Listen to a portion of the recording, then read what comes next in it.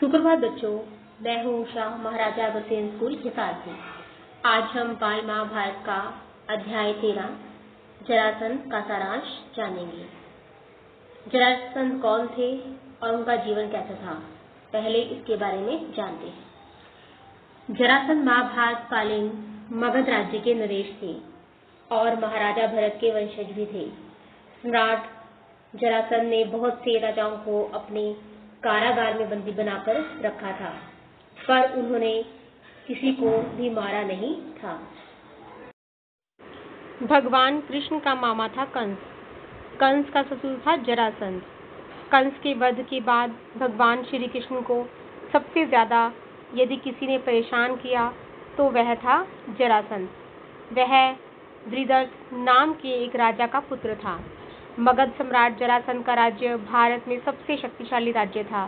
उसके पास सबसे विशाल सेना थी। वह अत्यंत ही क्रूर और अत्याचारी था।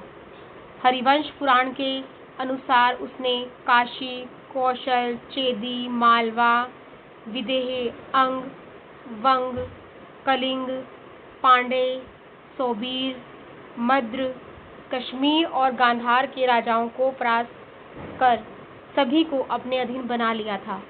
इसी कारण पुराणों में जरासंध की बहुत चर्चा मिलती है। जरासंध अत्यंत क्रूर एवं साम्राज्यवादी प्रवृत्ति का शासक था। कहते हैं कि जरासंध ने अपने पराक्रम से 86 राजाओं को बंदी बना लिया था। बंदी राजाओं को उसने पहाड़ी किले में कैद कर लिया था। यह भी कहा जाता है कि जरासंध 100 राजाओं को बंदी बनाकर किसी विशेष दिन उनकी बलि देना चाहता था, जिससे कि वह चक्रवर्ती राजा बन सके। जरासंध की खासियत थी कि वह युद्ध में मरता नहीं था। उसे अक्सर मल्ल युद्ध या द्वंद्व युद्ध लड़ने का शौक था और उसके राज्य में कई अखाड़े थे। वह श्री कृष्ण का कट्टर शत्रु भी था। श्री कृष्ण ने जरासंध का वध करने की योजना बनाई। योजना के अनुसार भगवान श्री कृष्ण, भीम और अर्जुन ब्राह्मण के वेश में जरासंध के पास पहुंच गए और उसे कुश्ती के लिए ललकारा। लेकिन जरासंध समझ गया कि ये ब्राह्मण नहीं है। तब श्री कृष्ण ने अपना वास्तविक परिचय दिया। कुछ सोचकर अंत में जरासंध ने भीम से कुश्ती लड़ने का निश्चय किया। अखाड़े में राजा जरासंध और भीम का युद्ध कार्तिक कृष्ण प्रतिपदा से 13 दिन तक लगातार चलता रहा। इन दिनों में भीम ने जरासंध को जगह से उखाड़कर कई बार 2 टुकड़े कर दिए, लेकिन वे टुकड़े हर बार जुड़कर फिर से जीवित हो जाते और जरासंध फिर से युद्ध करने लगता।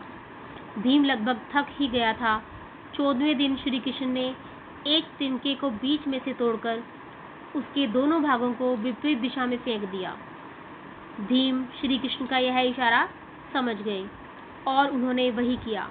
उन्होंने जरासंध को 2 फाड़कर उसके एक फाड़ को दूसरे फाड़ की ओर तथा दूसरे फाड़ को पहले फाड़ की दिशा में फेंक दिया।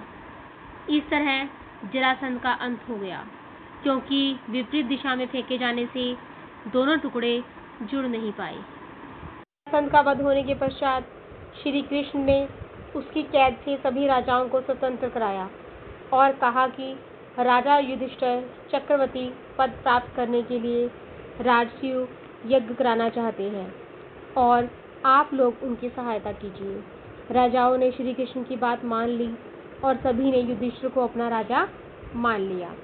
अंत में जरासंध के पुत्र सहदेव को अभयदान देकर मगध का राजा बना दिया गया।